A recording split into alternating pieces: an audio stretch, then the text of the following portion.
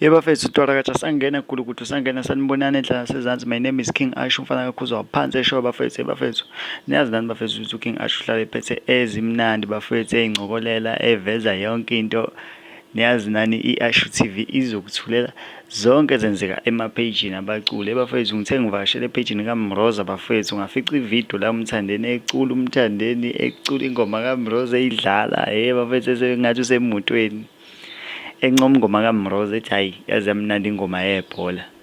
Kodwa-ke nginombuzo owodwa ngoba nani niyazi ukuthi umntalabha usali umthandeni wathi kodwa nginombuzo owodwa ukuthi ubani onebezwisa ibhola i-woman on top ey'nkosi amantombazane agangile amantombazane azwisa ngisho ibhola i-woman on top.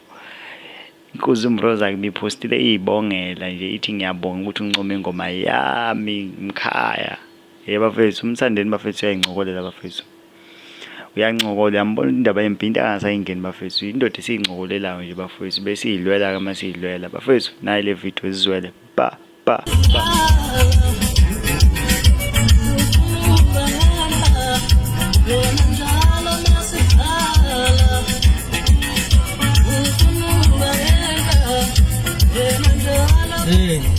La ingoma yebhola lapho uMroza fakude lithi ibhola njalo mazidlala ufuna ukuba ngenhla. Lithi ibhola njalo mazidlala wena ufuna ukuba ngenhla. Cha ngiyayizingoma imnandi. Mina ngibuza nje ukuthi imnandi impela iyashaya. Ufuna ngibuza into eyodwa ukuthi ubani oseshaya uMroza ibhola oshaya iwoman on top ebholeni yamantombazane. Kuloko wentombazane okunanqeka iwoman on top ebholeni lelo Mroza. Yes. Kuba ngenhla.